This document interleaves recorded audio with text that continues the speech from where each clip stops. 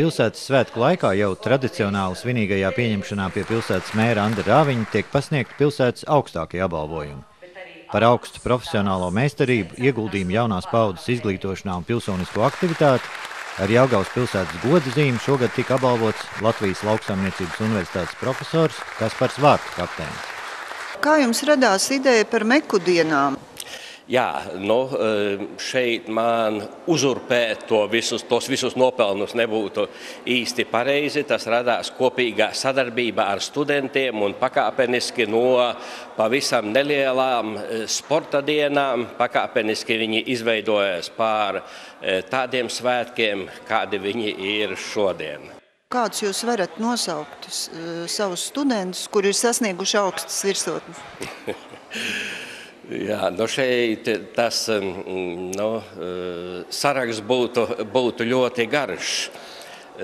Kaut vai šeit, par cik mēs Jelgavā un Jelgavas svētkos esam, tad mūsu fakultātes absolvents ir arī pilsētas mērs. Jelgavas tipogrāfijā ir vesela plejāde mūsu fakultātes absolventu. Firmas Andrejā un vairākas citas, kuru vadītāji un aktīvi darbinieki ir fakultātes absolventi, kuri kādreiz arī aktīvi darbojās kā studenti, gan studentu pašpārvaldē, gan arī sporta un citās aktivitātēs. Tika pasniegt arī vairāk goda rakstu, tā skaitā Jelgavas bigbenda vadītājam Raitim Ašmanim par ieguldījumu pilsētas mūzikas un kultūras dzīvē. Jelgavas bigbends šogad svinēja 20 gadus. Kā bija pirms 20 gadiem un kā tas aizsākās? Ziniet, kad viss sākās, neviens neskaitīja, cik mēs gadu strādāsim. Tas vienkārši ir un ir noticies, un paldies Dievam, ka mēs arī tagad 20 gadi neviens nedomā, kas būs pēc gadiem 5 vai 10.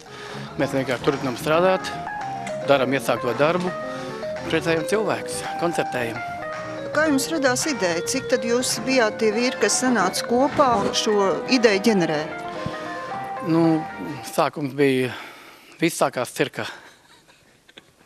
Es sāku strādāt Rīgas cirkā, un tas tā kā bija Rīga, un tā ideja ģenerējās, ka man vajag pašam savu tādu līdzīgu sastāvu, big band sastāvu Jelgavā, un tāds arī ģenerējās. Un tieši tajā laikā piedāvāja darbu Lauksaimniecības universitātē, toreiz tā bija akadēmija, un tā arī sākās. Uzsaicījām savu domu biedru grupu Jelgavā, tas lēnām aizgāja. 91. gadā mēs skatām par savu dzimšanas dienu, kad mēs uzspēlējām pirmo Ziemassvētku balli Jelgavas pilī.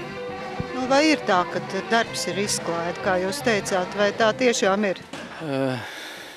Protams, ka tā ir. Un tie, kas to spēj saprast, tie var tajā brīdī viegli pasmaidīt. Jo zināt, cik laika pūles jāiegulda tā, lai darbs būtu izklāts.